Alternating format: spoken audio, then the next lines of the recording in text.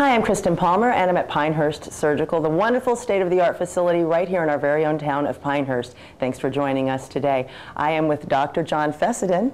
How are you? Good afternoon. Thanks for joining me today. And we're going to be talking a lot about what you do today, and specifically you do general surgery, so you do all sorts of different types of things, but then of course you focus in on some things. Let's talk about what your past is in terms of your fellowship, and then what brought you to Pinehurst. Well, I did my general surgery training and then took an additional 1-year time of focusing only on minimally invasive surgery, or with the laparoscopic surgery as some people describe it.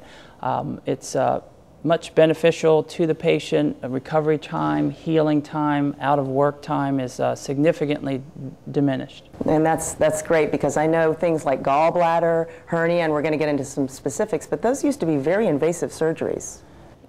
Historically they have, and since 1991 we have kind of introduced the laparoscopic era into general surgery, and there's a variety of applications that we utilize that approach nowadays. Let's talk about the surgeries that you do. You do gallbladder surgery? I do. Okay, and that can be done with laparoscopic? Correct, correct. The focus that I've took here in Pinehurst with this advanced training is towards gallbladders, hernias, colon resections, hiatal hernias, and mainly things that really kind of have a low impact on the patient. Their recovery time is significantly shortened, and they can get back to their leisure activities, exercise, golfing, things of that nature. We all understand that in this day and age. I mean, we're all hustling and bustling, running our kids here and there. Many times it's both parents working in the family. People have to get back to work. We just don't have time for these long-term hospital stays. Let's get into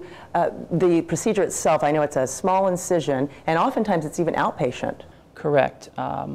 Most of the gallbladders and the hernias that we do nowadays are through 5mm incisions, and they range from 2 or 3 upwards of 4 or 5.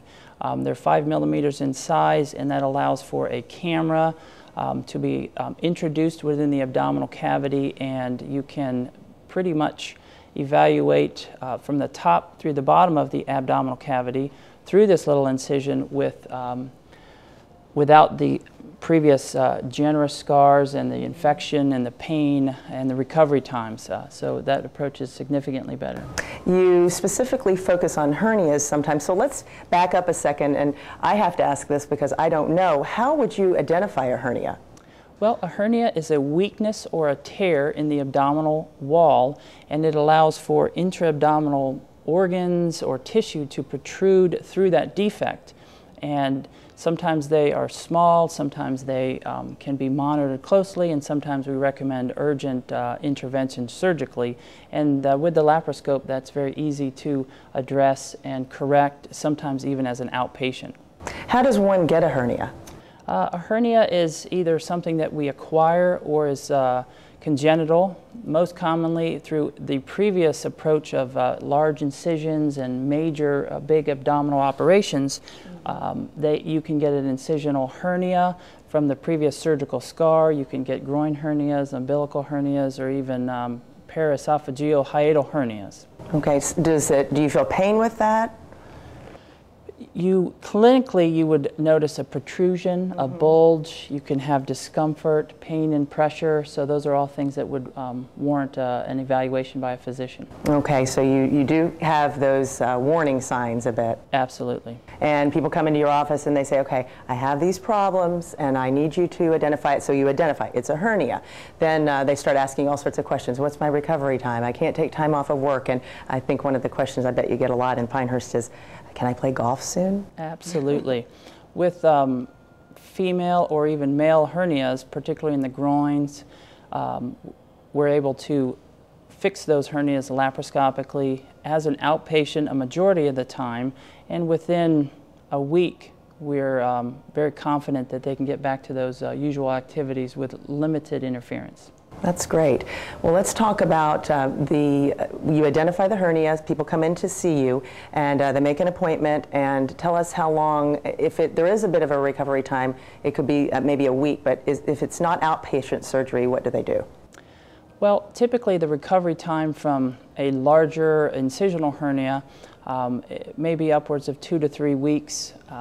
We try to let that area heal. We give reinforcement to the abdominal cavity to include an abdominal binder, and some of the major factors that help protect that hernia repair are avoidance of heavy lifting or straining, watching the coughing or the sneezing spells, because those are the factors in the abdominal cavity that impact the most, and they generate the greatest amount of intra-abdominal pressure, putting strain on that repair. You've been at Pinehurst Surgical for 5 years, so you've done many of these different types of surgeries, including, of course, hernia operations and the laparoscopy with that as well.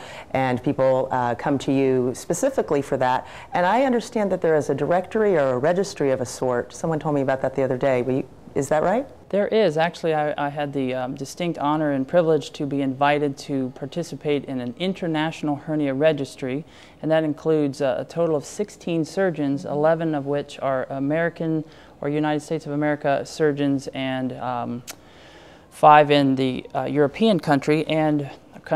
And basically, as a hernia specialist, we're focusing greatly on the appropriate repair, the fixation method, and seeing how good we are at fixing the hernias definitively with a low to no recurrence rate, as well as minimizing the impact of that repair to include pain. You want to make sure that you take care of yourself. If you're feeling anything like this, if you know anybody that might be experiencing some of this type of pain, you can come to Dr. Fessenden right here at the state-of-the-art facility. Some of the best surgeons in the world, the registry is proof of that. And the doctors here always make sure that they give you the best care, like Dr. Fessenden, and also the recovery time and watching the patient afterwards. You guys do a great job at Pinehurst Surgical of that. We really do appreciate you joining us. Let's talk about your contact information, your phone number. Okay, I can be reached at my office at 235-9778. My secretary is Stephanie, and I see patients in the office on Wednesdays, Thursdays, and Fridays, and I'm happy to be